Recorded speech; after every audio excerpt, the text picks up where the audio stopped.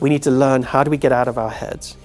But the only way we do that is if we experience safety.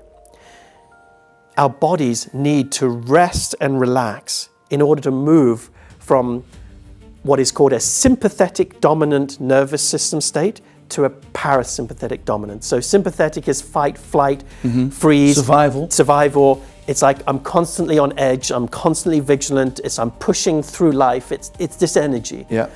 We're constantly in this state of so we can't just drop because we want to. We need to show our bodies it's safe to become parasympathetic, which means to rest, to digest, to soften, to unwind.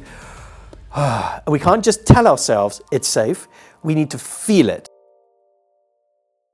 Hey, leuk dat je kijkt en of luistert naar Vibestalk. We hopen je met deze show te kunnen inspireren, wellicht iets bewuster te kunnen maken en vooral een positief oplaadstation te zijn in deze zeer bijzondere tijden. Vind je nou te gek wat wij doen? Download dan gratis onze app en probeer de beste teachings zelf uit. Want wij geloven erin dat we alleen naar een mooiere wereld toe kunnen gaan als je eerst het werk ook innerlijk gaat beleven. Dus download onze app. En je weet het hè, kijken is liken en abonneer je even op ons kanaal en deel deze video met zoveel mogelijk mensen. En laat even weten in de comments wat je van deze uitzending vindt. Dankjewel. Dan ga ik naar mijn zeer bijzondere gast van vandaag. Welcome to the show, Christian. Yay, happy to be here. Thank you so much for being here. I'm so grateful that you're here because your work really touched me deeply, especially after my own breakup. We're going to talk about also about your book, Insight to Intimacy. It's wonderful, and you're also the founder of your Heart IQ method. We're going to talk about that as well. But before we dive in, Christian, maybe you can tell a little bit to our audience who you are and what you are doing. Yeah, thank you. So, to start a little bit around what Heart IQ is, the best way I can describe it is, I think in Dutch they call it a fingerhout, like a thimble, yeah, the thing you put on your finger, you know? Yeah, vingerhoedje. There's one of my favorite sayings is, if the rain pours from the heavens and all you hold up is a thimble is all you will get. So if the rain represents connection, abundance, love, fulfillment, happiness, and we're only holding up a fingerhoed or hout. How do you pronounce it? Fingerhoed. A fingerhoed. Then we're going to only experience this limited capacity to feel love, abundance, success, nourishment. And so Heart IQ is the art of expanding that fingerhood to a bucket, to an ocean, to allow more to come through. So to really open the heart and to allow ourselves to connect to and receive so much more. And for me, this has been a journey in my life that has been informed by several factors. Some things from more of a spiritual angle. I had a profound awakening back in the year 2000. Tell us. Yes. And then there's the more human result of my journey, which has come actually more from trauma through family, abuse, on my father's side, some pretty difficult times that had created gifts through those difficulties. Because what do you mean by gifts? Well, when I was probably in between 5 and 10 years old, I was brought up in an environment where my father was a rageaholic, where my emotionality, my life and aliveness was not always welcomed. He was more of that classical, shut down, British, kind of contained. And me being very alive confronted that part in him. And I was always the rebel, always the one pushing boundaries. And you were his mirror. Yes, yeah. And so often he would just explode through his own stress, and I would be the person receiving that. Sometimes it would come through shouting, sometimes through physical violence. And the result is my nervous system began to become very vigilant. I was always aware of where he was. And I began to develop this sensitivity to knowing where he was, even when he wasn't in the house, like when he was at the top of the garden. I could feel as he was approaching.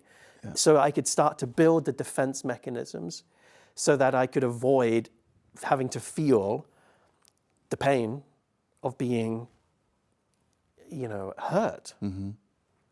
So the gift of attunement, sensitivity, reading others, feeling for safety, experiencing where there's tension in the room, I totally conflict resolution, Yeah. being able to keep things calm, creating harmony.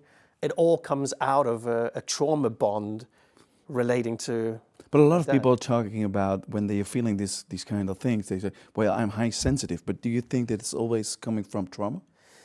Well, it may not always come from trauma, but I have, over the 20 years working in this field, seen that it usually does. Yeah. And that's not unique to a small subsection of the population. We've all experienced trauma. Most of us experience a trauma that is hard to detect. I mean, people understand the violation trauma, right? The things that happen to us that shouldn't have happened. Mm-hmm. Most of us understand that.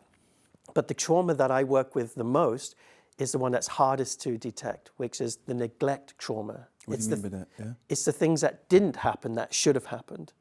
So attunement, being held, being deeply felt, appreciated, seen, got. Mm-hmm. And safety? But that's created by an environment where we can actually receive the love of our caregivers.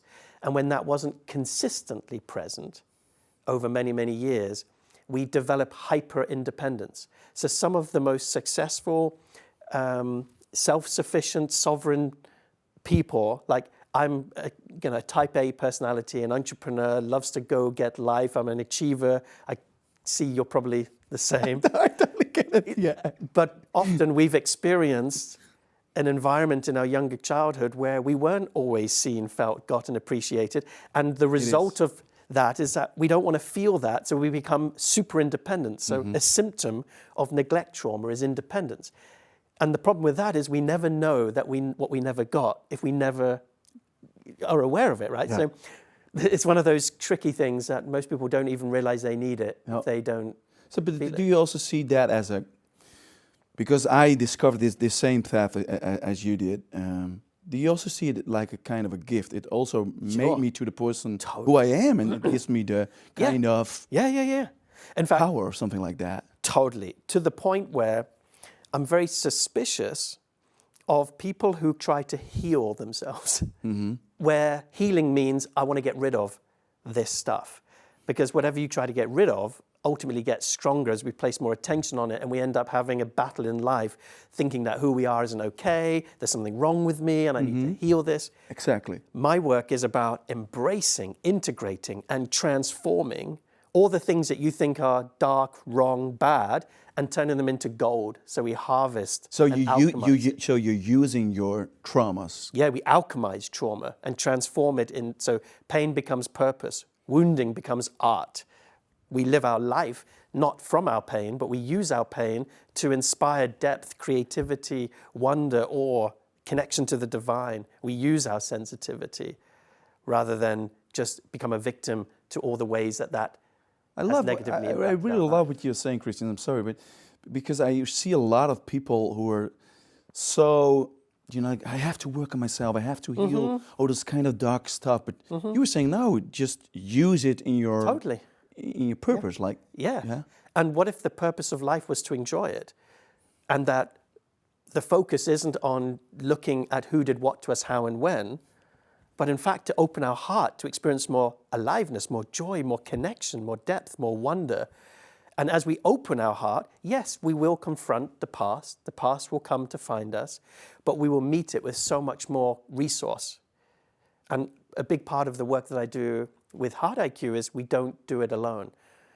Tribe, community, group is what allows us to do it together, because often the wounding happened in connection and we need others to support the reconnection.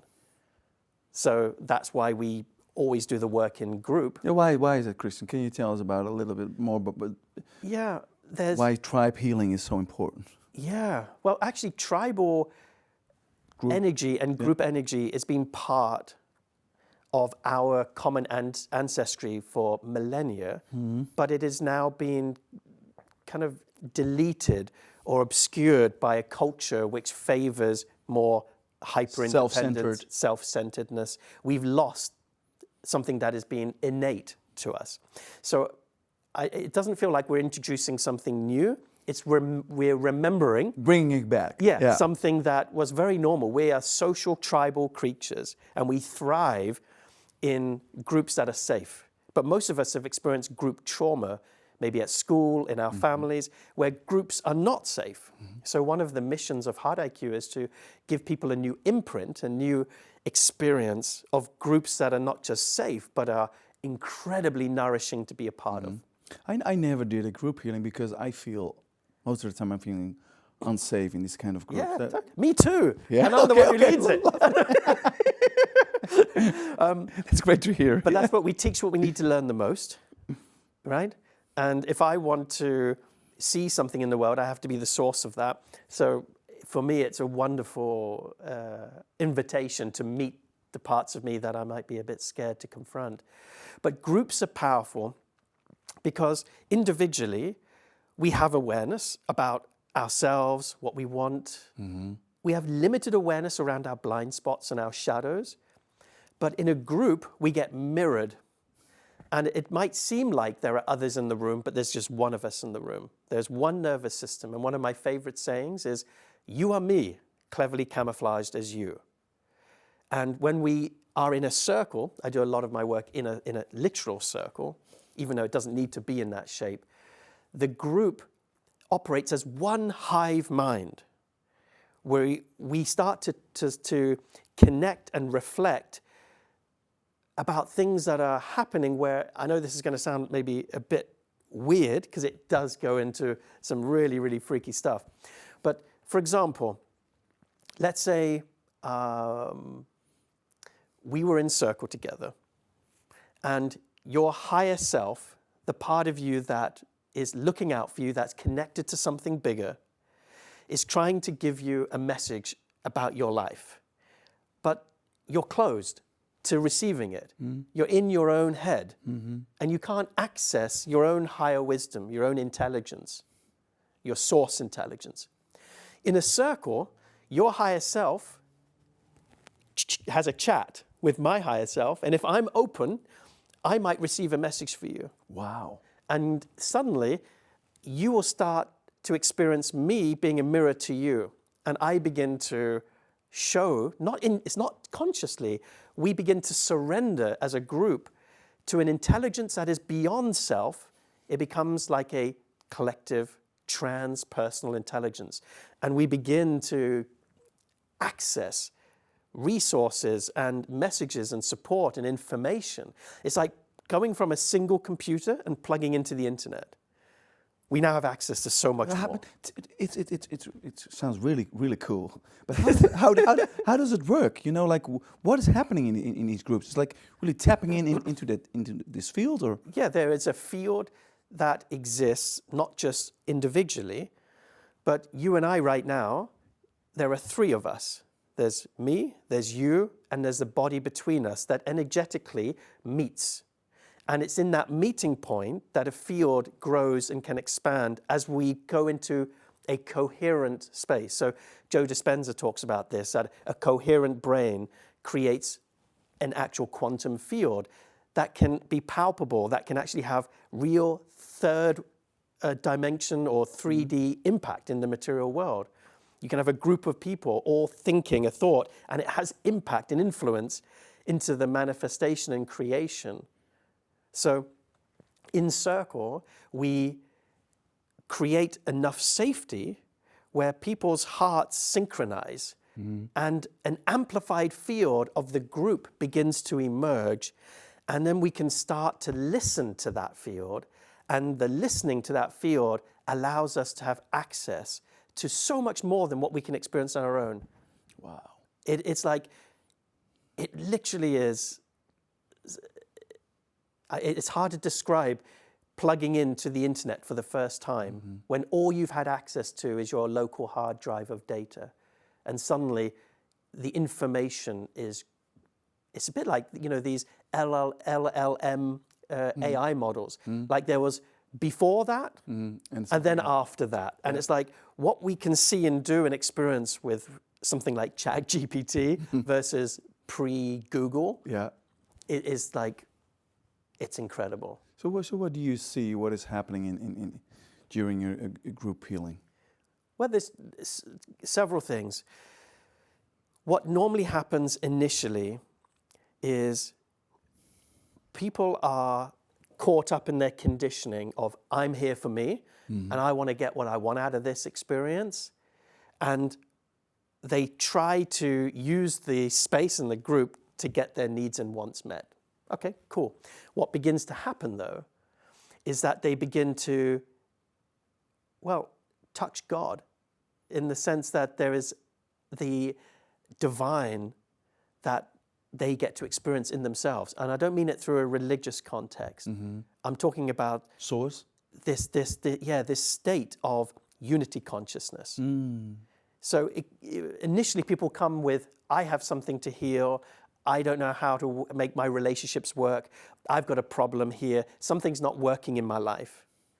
And yes, we meet all of that. But what they experience in this group amplified field, this space of accelerated awakening, is that they open to something so much greater, something that touches them in a way that they can never, ever forget. It's like, it's an awakening journey, not just a healing journey. They wake up to unity, to the fact that we are one, we are the same. Not because they've read it in a book somewhere, but they've actually literally experienced it in every cell of their body. It's an embodied experience of, oh my God, you are me, cleverly camouflaged as you. We are not separate, we are not individual. We are, and there's something else going on here. And those people listening at home, maybe quantum fields, amplified fields, what does that actually mean? And it's very hard to put words to it. But every single person that comes into one of these experiences, they don't have to believe it. It's felt. It's an in-the-body experience. So I hate actually trying to teach something that's hard to give a direct experience of or just talk about it. So can I say that you are working with this field? Yes. Yeah. Yeah, I'm leveraging and using the field to support each individual to awaken. And in that space, they create more safety in their body, they heal past wounds and traumas. We invite what's called corrective experience, which means maybe they've had an experience in childhood which really ruptured an area of their safety and trust in life. We can go back and revisit that and offer a corrective experience. It's like rewriting the story, rewiring the nervous system, not through an intellectual process, but in an embodied practice. Yeah. We can do shadow work where we expand emotional energetic ranges. And what I mean by that is there are certain parts within each of us that we have exiled, shut down, orphaned, made wrong. Perhaps, for example, somebody grew up and it was very unsafe to express their anger. So they've pushed that down. Yeah. Well, we want to allow that fire to come through and celebrate it. See it as a healthy expression of boundary, creativity, life force in action.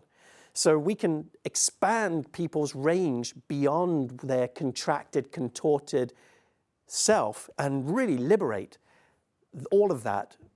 And that's an amazing part of the work, is to go deep into the shadows of what hasn't been allowed and to bring it back into connection. Wonderful. How important is this message, is this tribe healing, how you call it, to create a better world?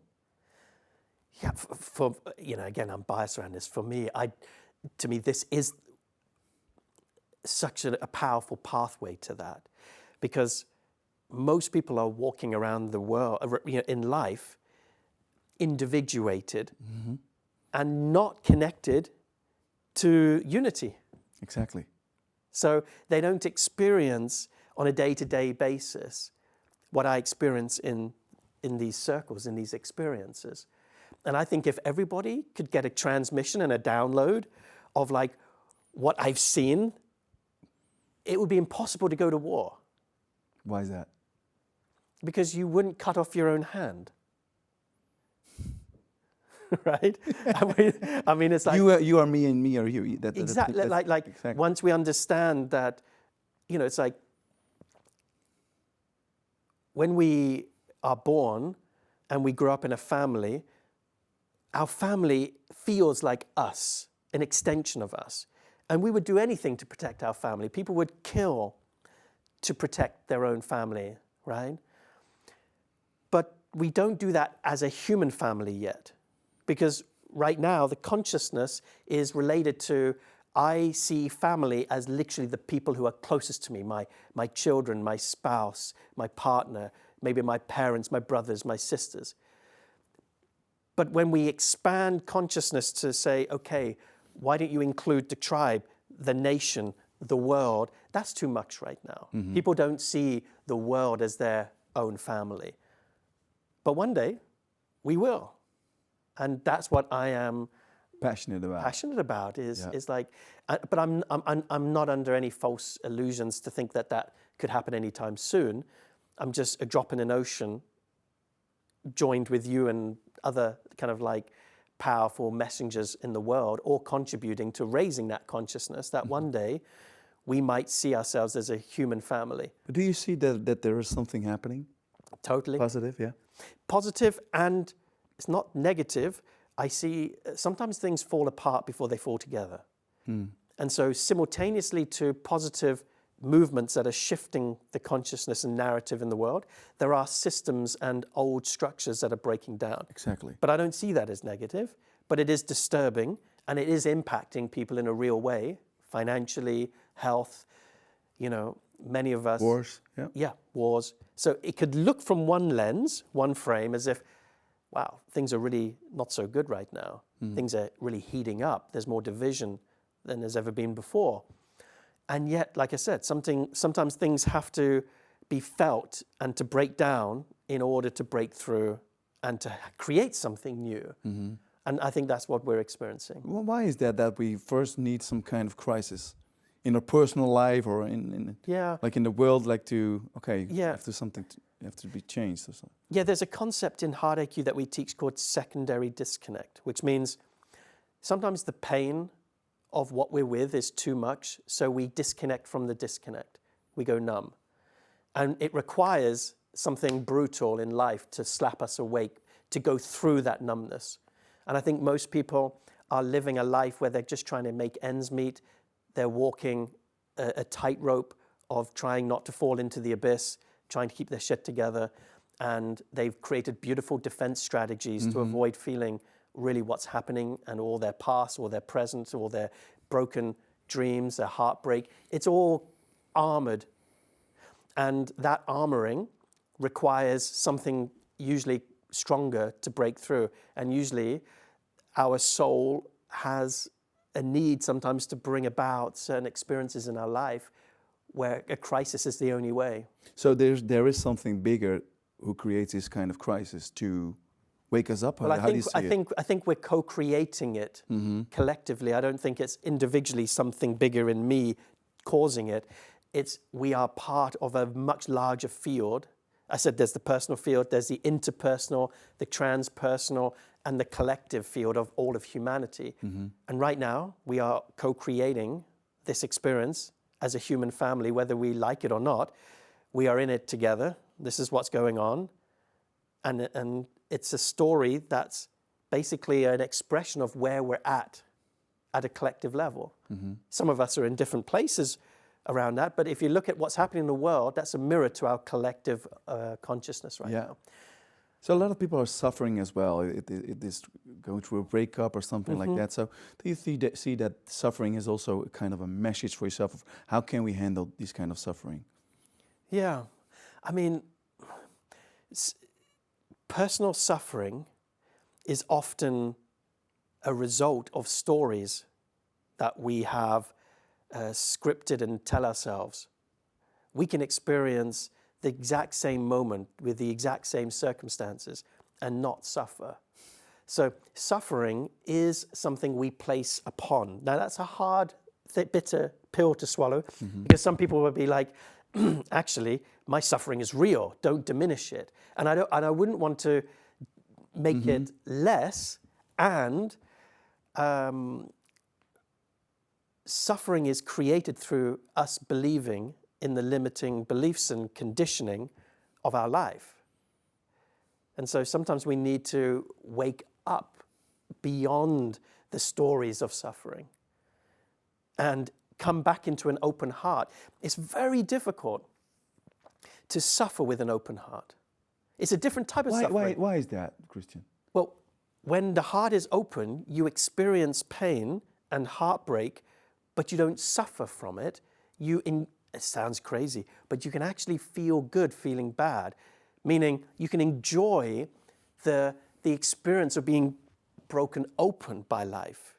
It's like, have you ever had a good cry and you've let it come through you and it's felt so good? Many times. Yeah. Feeling heartbreak is exquisite when you meet it with an open heart. It's when we resist pain, it's the resistance of pain that's painful, not the pain itself. So often it's our closure that we're meeting up against. But if we open, we can actually experience exquisite relief. It's like if we're constantly nauseous and we never throw up, we never get the release from the nausea.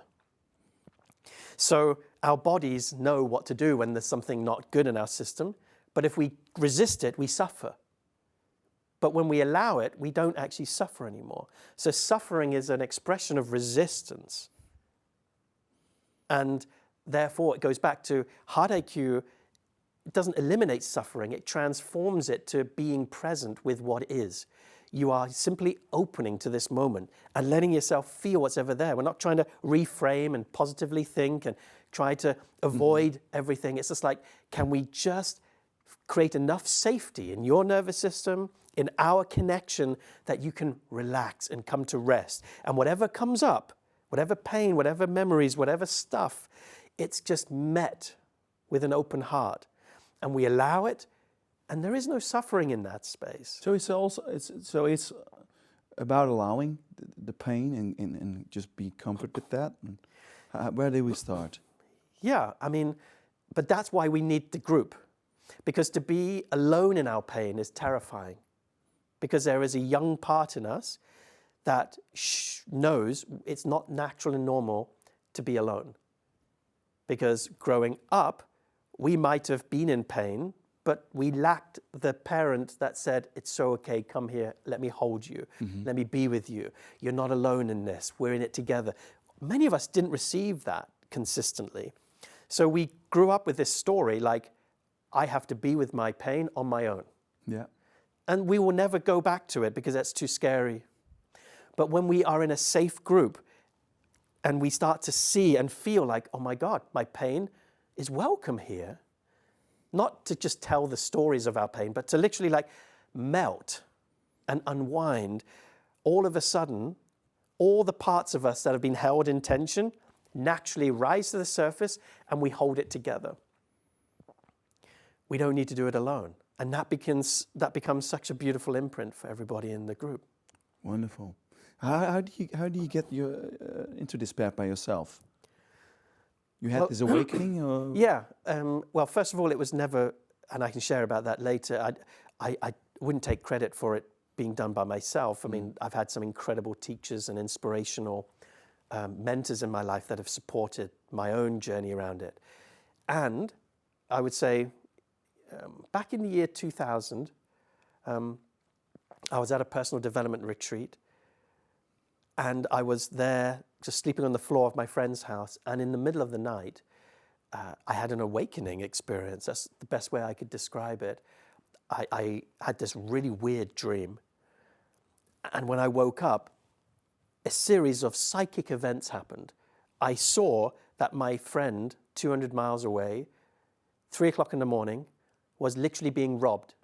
I saw it happening, and I went to the phone to call her, and immediately as I was reaching to get the phone rang. No. And it was her saying, Christian, I'm being robbed. How do I get out of the house?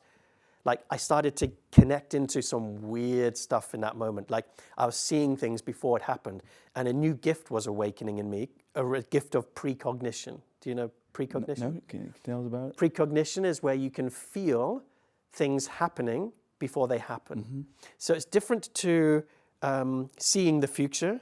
It's like feeling that this. It's like a form of déjà vu. It's it's like a sensation of, but it does translate into a quality of knowing. It's like I know what's coming, and I can prepare for it. So some certain gifts started to open up in my dream space. Like when I started to do these retreats, I started to see what would start to happen with certain people in the event a week before the event. It would be preparing. I was getting codes, downloads of what was about to happen. It was bizarre. But when I woke up from that dream and these conversations happened with my friend, I was just in a state of awe going, something's happening, and I could just surrender. And then suddenly, this right above my head and what some people would call like that crown area opened up. This white light came through. Every cell of my body just, boom, kind of expanded.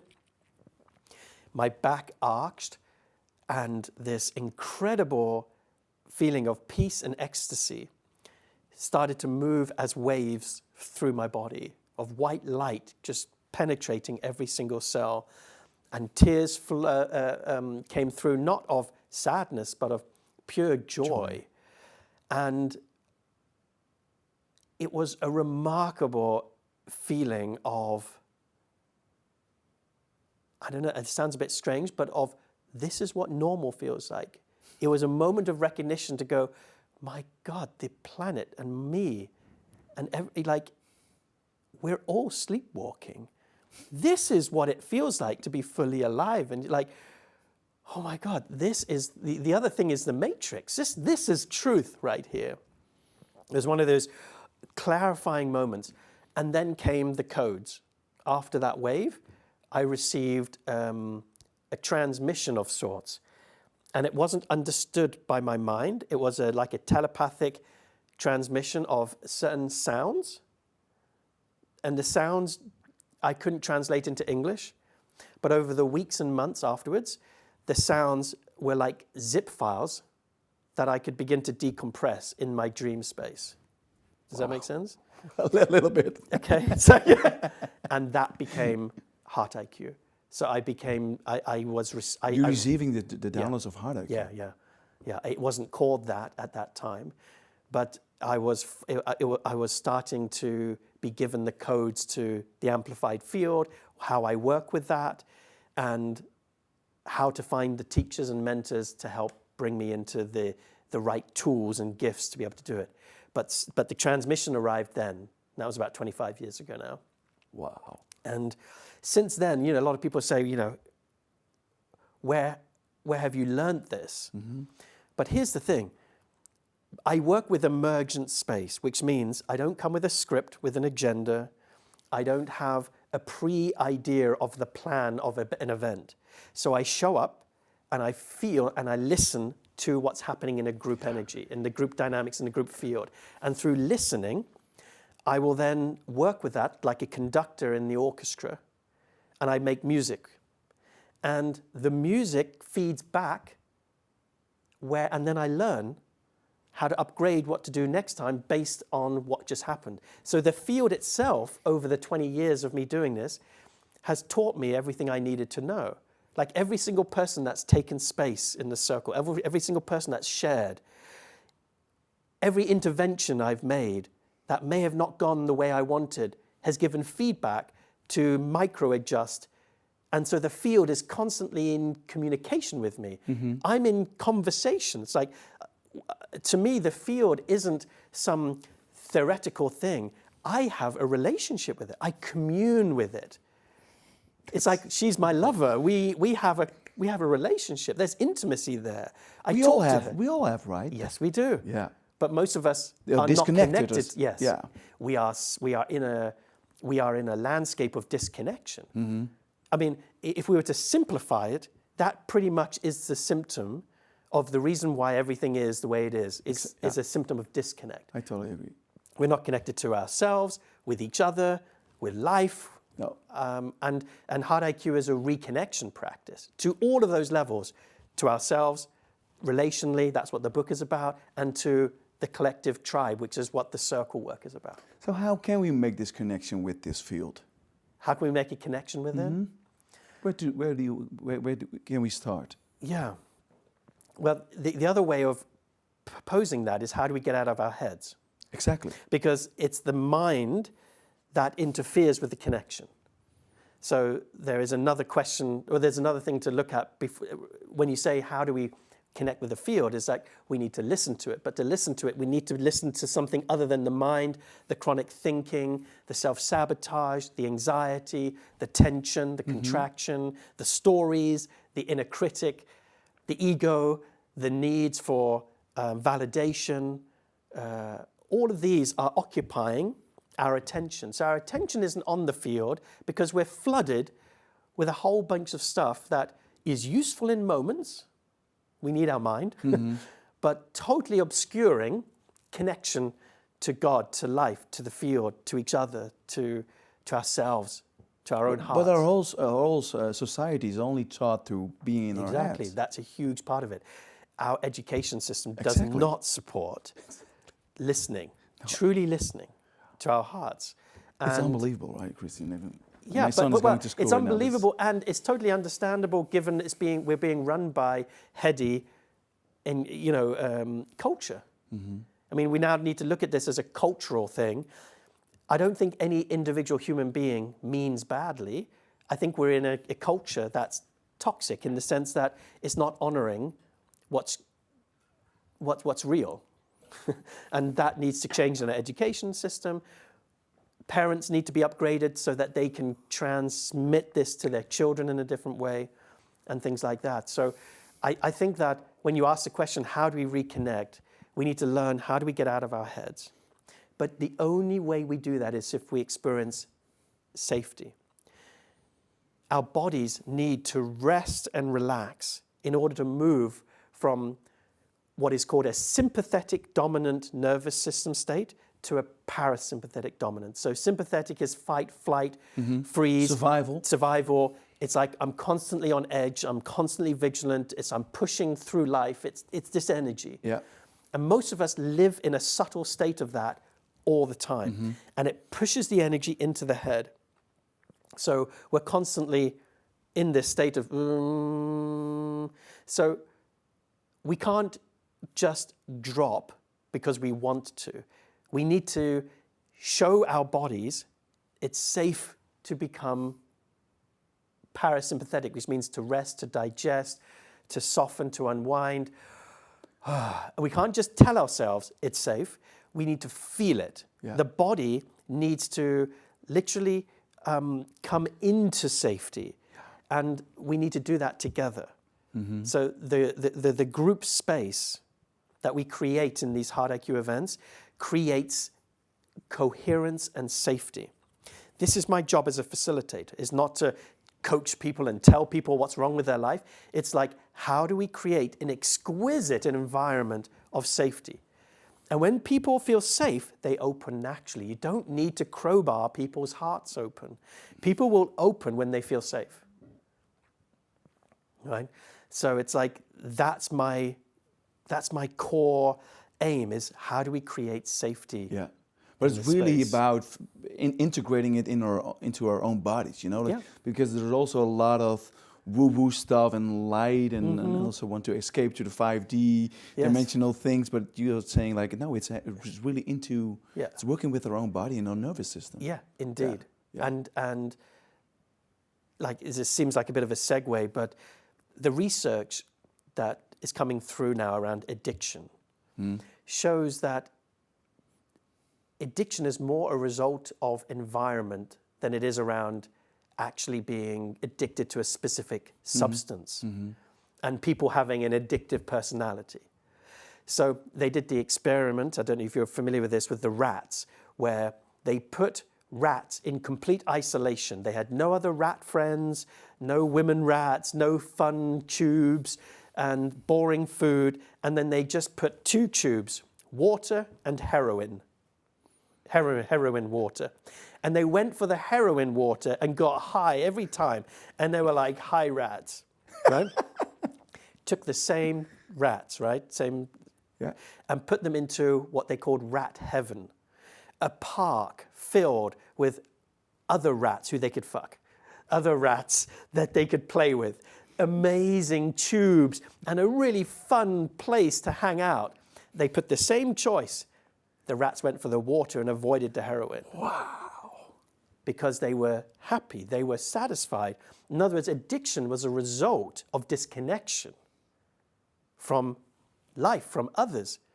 And if you create the right environment, addiction and disconnection naturally falls away. Which means if we live in a culture that is filled with numbness, distraction, addiction, digital kind of obstruction, it means we're not in a healthy environment. And what we show in Heart IQ, in these settings, these group spaces, is we show what's possible with the right environment.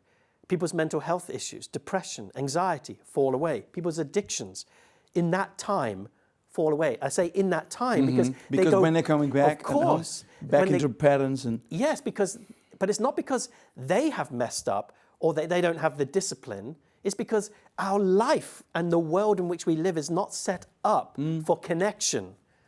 We don't have an environment going home, and which is why my biggest vision, you know, if somebody put $1 billion in our cooperative, in our bank, and we could then do something together as an organization, it would be to rebuild communities from the ground up with schooling, parents, health, all of it, the way we live, the housing, the tribal energies, so the hardware and the software of bringing it back, taking the powerful element of technology, but bringing it back with the ancient wisdom of more living in tribe. Yeah.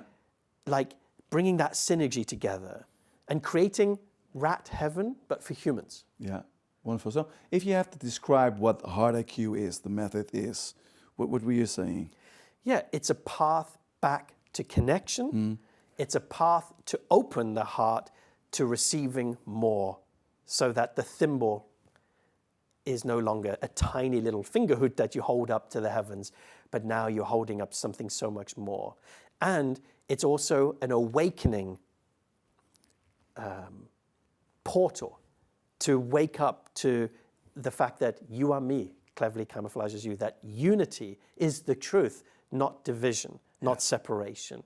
That is what Heart IQ is offering. Yeah. And when we honor connection and when we honor unity, we heal. So it's also a healing modality, but it's not healing in the sense that we're going to do therapy where we're processing only our past wounds. I believe that healing comes through the right environment, like we've talked about, and by focusing on moving into an open state rather than trying to always process our past emotions. Because if you're constantly processing issues, there's always more issues to find. Right? Yeah. But if you work on opening the heart, your issues get met, but you are opening to life. So I prioritize opening to more, to feeling more, rather than focusing on a specific issue. Yeah, but a lot of people are stuck in their past. But that's a mind thing, right? Because the past lives here. But if you drop into the body, when you drop into the now, when you drop away from the head, you experience an exquisite remembrance of what it feels like to be home with yourself, to be home with another. The past doesn't come then to haunt the moment when you're truly here and now. But sometimes it's very difficult to be there. I get it. Most people are either depressed because of the past, or worried and anxious because of the future. Exactly, yeah. But that means the mind is active and they're not present in the state of being here and now. But to be here and now, Heart IQ offers another method to get to the here and now. You know, most people understand meditation as a tool, which is it's a profound tool. But it is incomplete in that it doesn't create an environment where other human beings are necessary. Because it's what I call a vertical practice, meaning it's you and source, and I'm meditating, and I'm creating coherence in my mind, and I'm dropping into a state where I can do it by myself. I can do it on top of the mountain. But it lacks horizontal intimacy. That's why you can be a monk in a monastery, and then you meet somebody like your wife, and she could instantly trigger you, but you could be totally good on the mountain. So it gets real when it becomes relational, because then we're dealing with mirrors that we cannot access through the meditative channel. So you could have the most profound meditator who could be terrible at relationships. You could have someone who's amazing at a relationship and terrible at being by themselves and being in a meditative, coherent state. Well, why is that, Christian? Because there's literally two channels that we need to work on, the vertical and the horizontal. And what Hard IQ is that middle point of blending those two.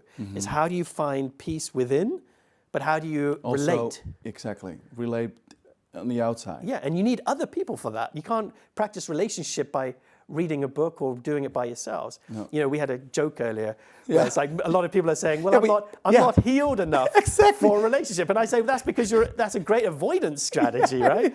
But a lot of people are talking about it. This book helped me a lot. Because I had a really tough breakup 1.5 years ago. And a lot of people are talking about like, first I really have to fully being healed to go on to the next relationship, and you were just like slap on the face. It's not like that, you know. Like, but why is it so important that it's totally a different story? Yeah. Well, to begin with, I wouldn't say that. Like sometimes it's really healthy to take time out and have some time to rebalance, reconnect to what's important. Because I don't know about you, but I've had relationships where I've kind of lost myself. Totally lost. Totally. And like, I needed to find myself again. Exactly. But if I turn that into a story of, I need to heal, to be ready for my next relationship, I'm now in a pattern of avoidance because I'm probably scared to be hurt again. So I'm avoiding heartbreak through the story of, I'm not healed enough. So I've got to be careful about the balance of how much time versus getting back on the mat, getting back in the ring, and like rolling up my sleeves and going, okay, life. Let's go. All right, I've learned maybe 5%, but I'm ready to at least give it a shot. Yeah. And there are some people, by the way, who are addicted to relationship. Therefore, they just have a string of committed relationships one after the other. It's like the serial monogamist, right? The person who can't be alone. And therefore, it may be really important for those people to really take a lot of time off. So it's actually very dependent on the person. It's contextual, in other words. It's like not one size fits all. There's no prescription for everyone around it. But I do believe that relationships are sacred, that relationships are an incredible vehicle for transformation. But I think it's a terrible trap to think that the purpose of relationship is to process all your shit and your pain. Like, I have seen so many, and I've done this myself, I've been in relationships where the whole thing is about, okay, something's come up, let's process it, let's talk about it. And suddenly, the whole relationship is about replacing the therapist, you know? And it becomes now about working on ourselves and growing. And like, yes, that's an element of relationship, but also coming into safety. You know, we talked about the importance of safety. Like, is your partner a nourishing haven? Is he or she a space where you can come home to and you feel home? Are they really a place where you melt and you can be yourself? That you have fun, you laugh a lot? That you could imagine growing old together, and it's not about the chemistry and how epically great your sex is. I mean, that's important, but there's more to relationship than all of that. True. But why do we so often end up in similar patterns? You know, like meeting partners with the same themes and same patterns are coming up and showing up. How does it work? Yeah. We always move on and then expect them to be different, and it's the same person with different hair. Right. How come? Yeah. If we're not conscious of actually what's running us, you can change the outer chess pieces, but at the end of the day, we're going to recreate the exact same dynamics because parts of us that haven't been looked at, felt, integrated will constantly... Remember, if it's not like... It looks like I am this body and my consciousness is inside of me and I'm interacting like this puppet on a string with life, and it's me and then there's you over there. But that's not actually it. It's more true to say that my consciousness inhabits me rather than it's inside of me. It comes through, it's around. It's the field infusing me. Now, the reason I say that is if we just think that I am this limited expression through the body, and I'm going to split up with my partner and then find somebody else and not expect the exact same stuff that is inside of me and around me to not be recreated, means that I haven't understood the nature of reality. That you are me, cleverly camouflaged as you, and I am part of the manifestation of how you're showing up. A lot of people go, my partner's such an ass. You know, they're treating me this way and they're saying this and they're doing that. And it's like, yeah, but how are you collaborating to manifest that? What are you doing to support that part? Now, I'm not going to a state that, you know, somebody who's suffering domestic abuse and it's there and it's not there. I'm not going down that route where I'm shifting blame to the person that's perpetrating violence. I'm not doing that. Of course, when it comes to certain violation and boundaries being crossed, it's totally not okay. People should leave or find help and be supported. I'm more talking about the patterns of relationship and the dynamics of communication, intimacy, sabotage. There's usually, I would say almost always, a co-creative, collaborative experience, which means that when you go to the next partner, it might shift a little bit, but the same collaboration is coming through. So how can we deal with that?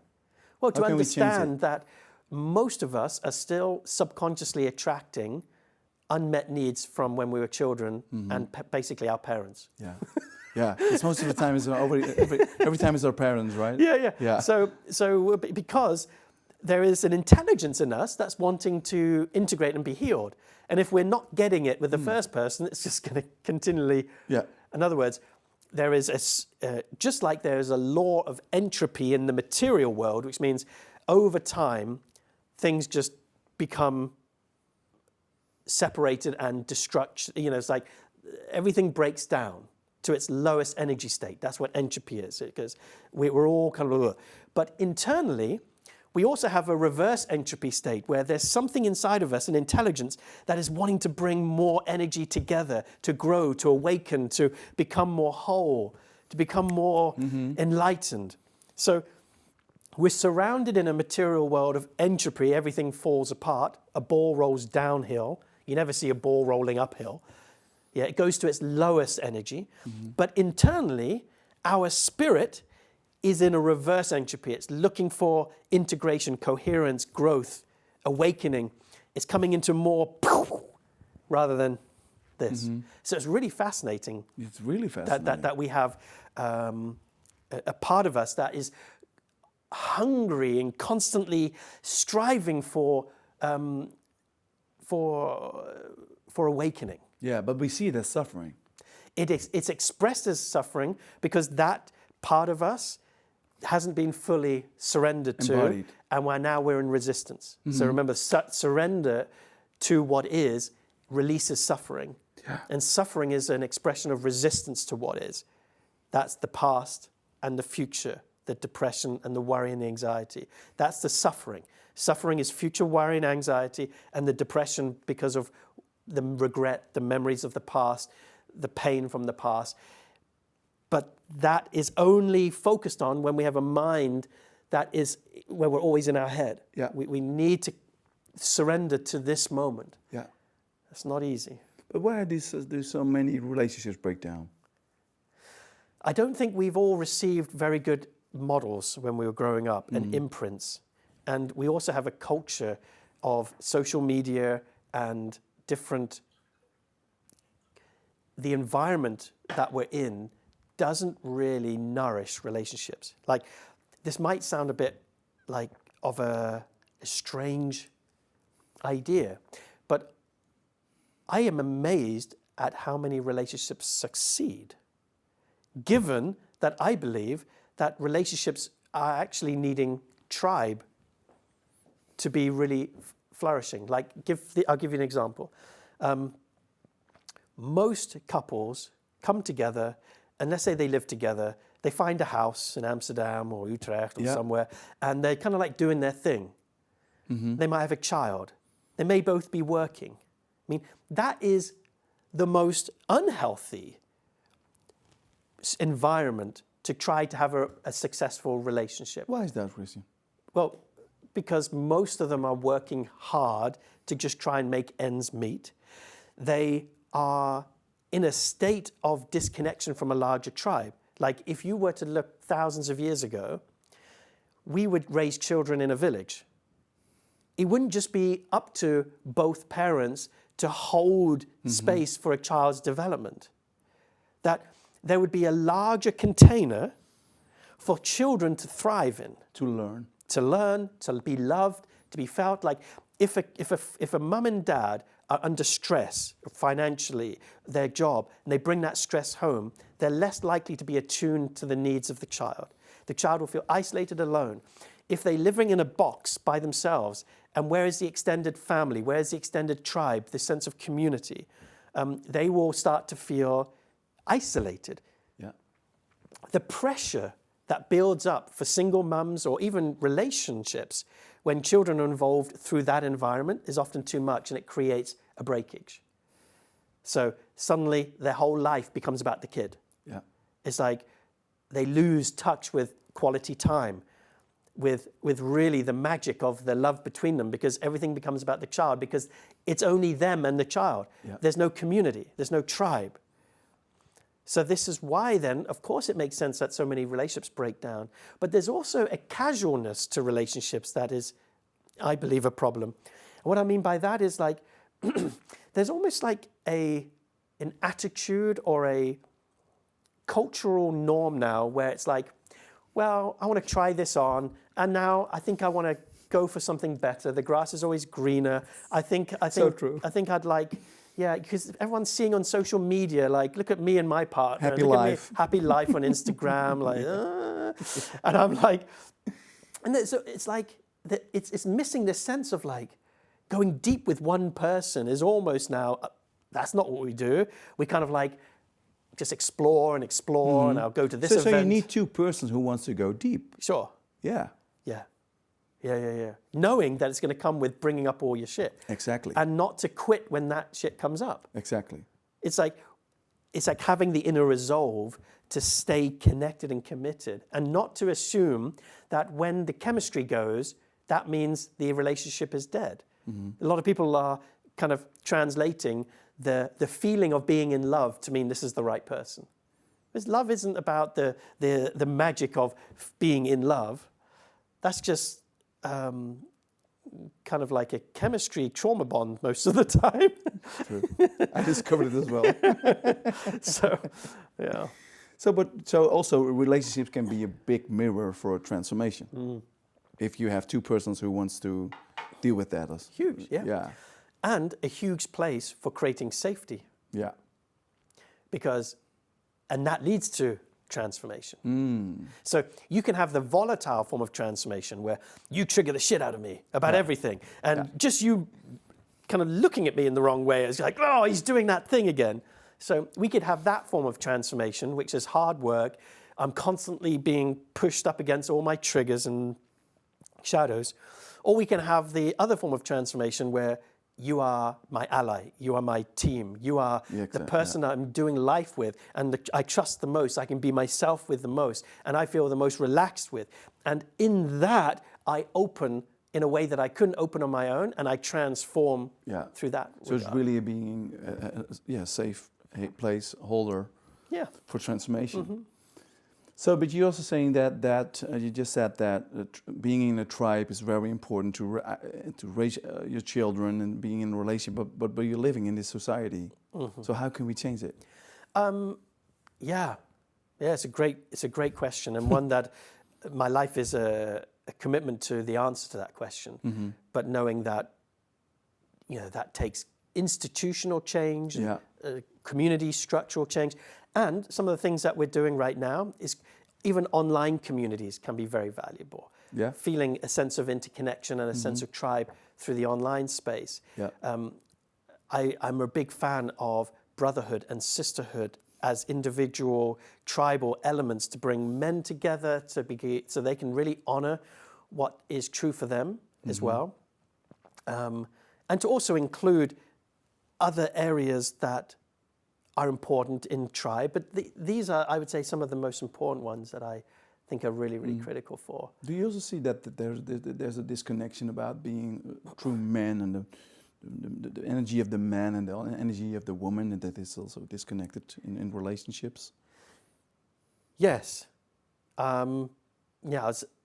It's interesting because some of this it's a really fascinating question, because I see an evolution happening where both men and women are going beyond the conditioning of what it means to be a man and a woman.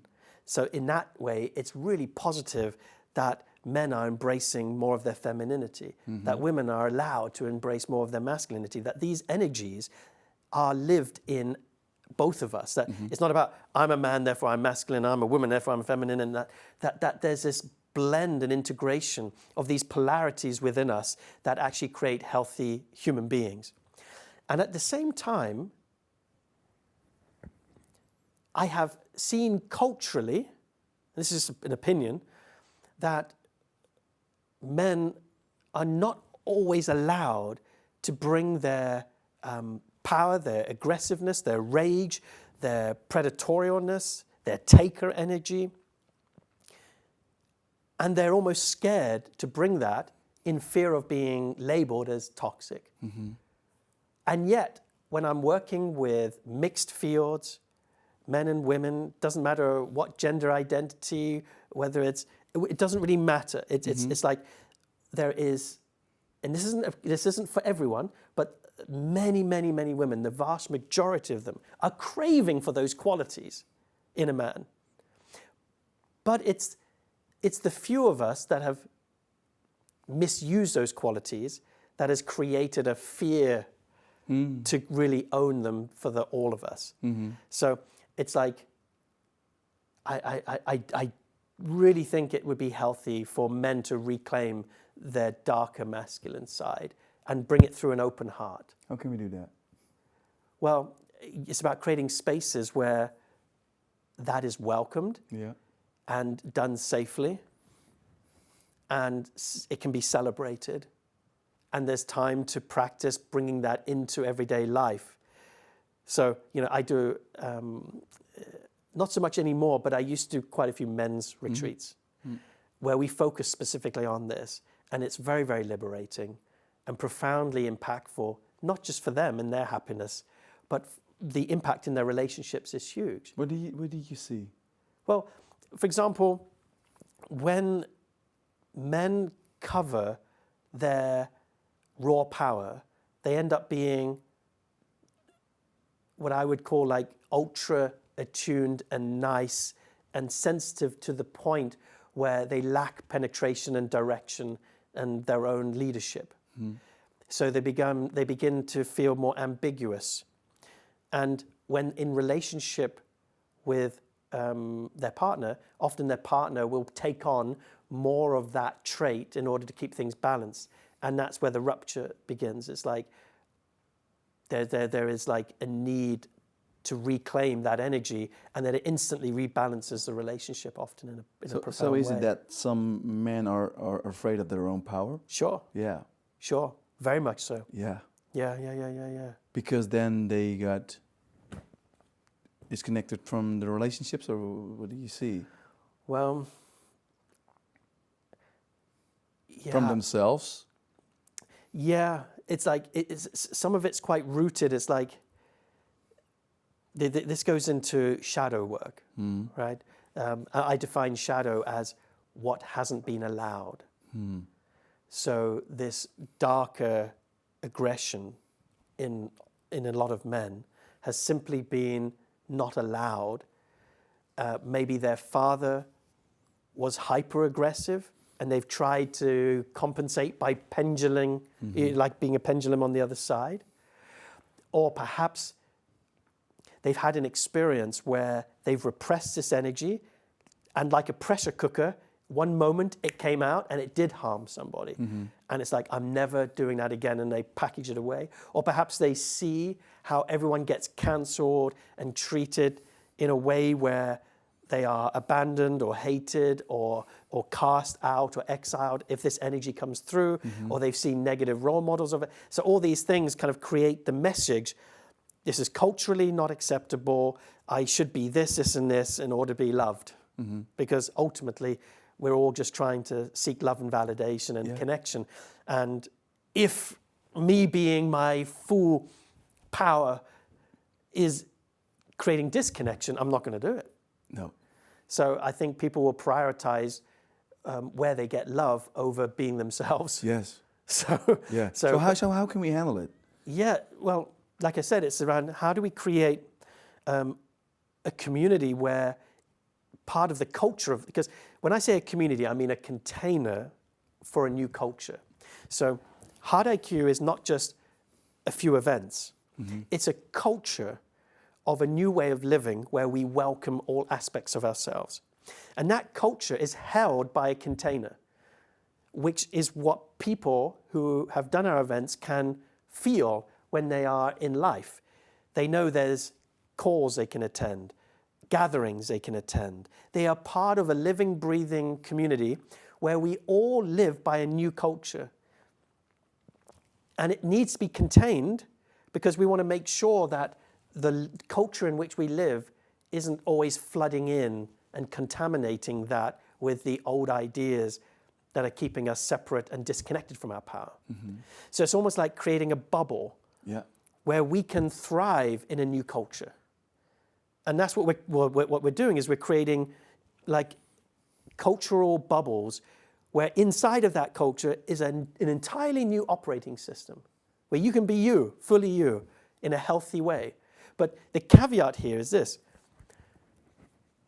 Forgive me for repeating myself, but the focus isn't on trying to deal with our pain. It's around opening the heart, right? So let's say a man has this power inside of him that he wants to liberate and live in his life.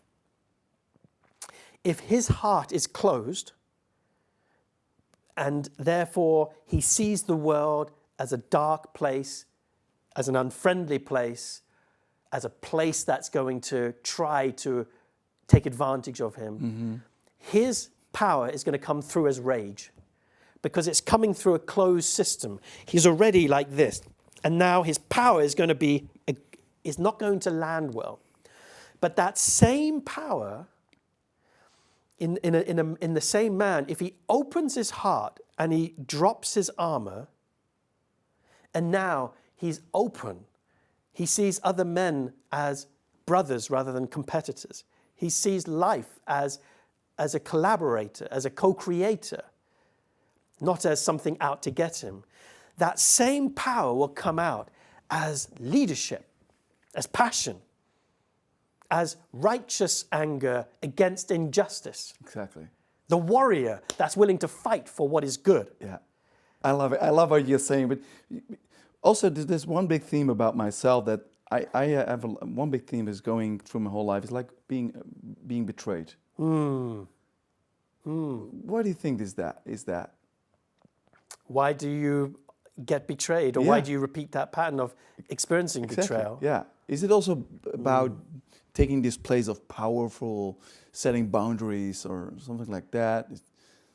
It's I don't know. Without kind of like entering your system a little bit and asking some probing questions. But you're seeing a lot of people having the same patterns coming back in their life. Sure, yes.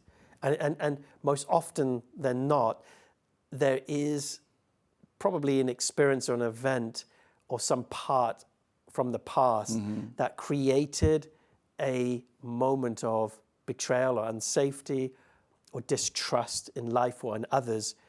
And now betrayal has become actually a safe way to predict how things are going to be. So it might seem like, oh, this is a horrible thing to have, is betrayal. And yet there's a part of us that will find there's consistency in that repeated pattern and the story of it, that it becomes just the way in which we operate. But there's more to it than this. But without going into the piece to But it is interesting.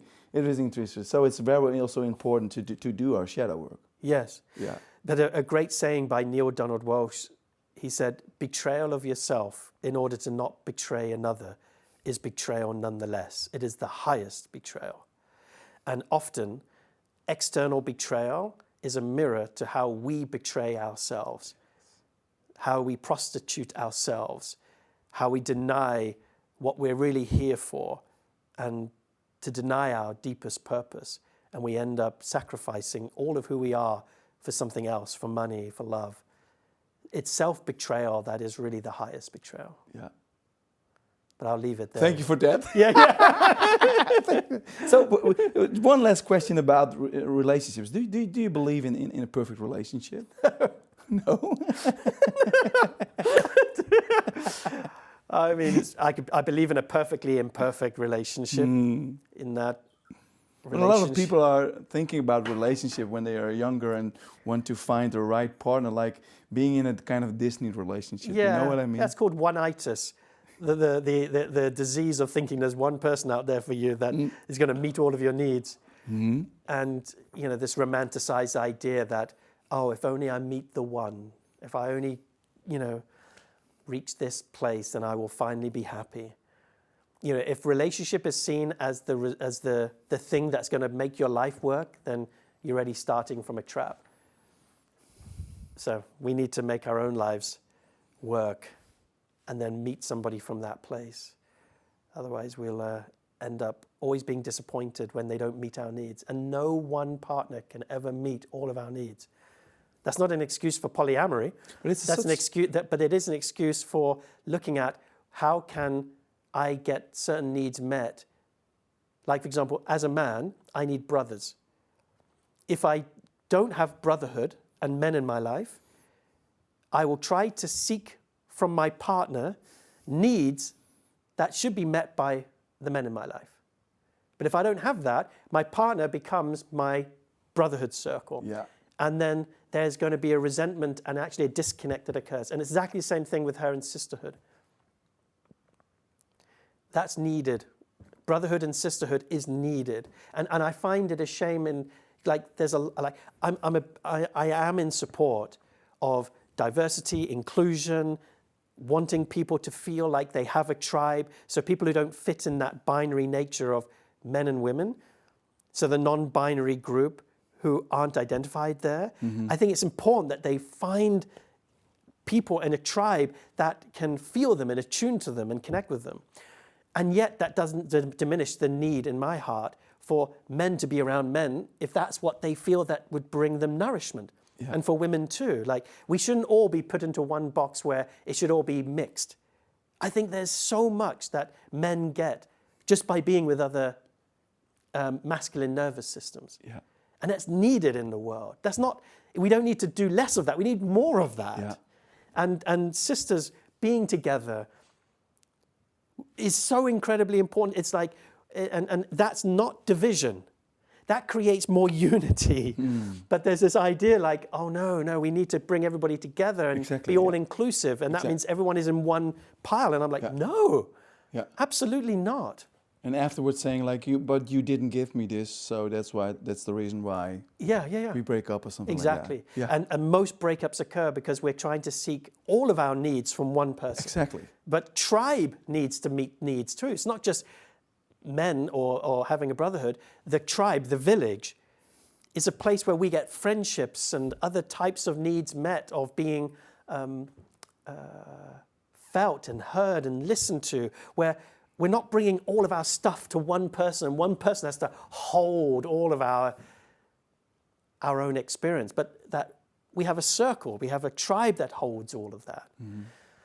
So that's why I said I find it so much a miracle that so many relationships succeed in spite of all of these things. Because when you add those things, they thrive. Wow. So we are going to building new tribes, Christian. You're Yes. doing it already. Thank you so much. One last question. If you could go back and speak to your 10-year-old self, what would you tell him? That's sweet.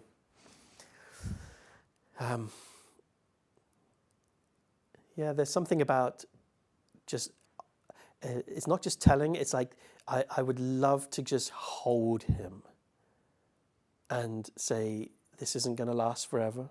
Because I wasn't, like I shared at the beginning, I was in an environment that was quite scary and I didn't feel safe as a child. And I would just want to let him know that he is felt that it's going to turn out okay. Like a big brother, arm around him, just trusting and, you know, looking him in the eye and say, I'm here for you, I'm with you, I've got you back.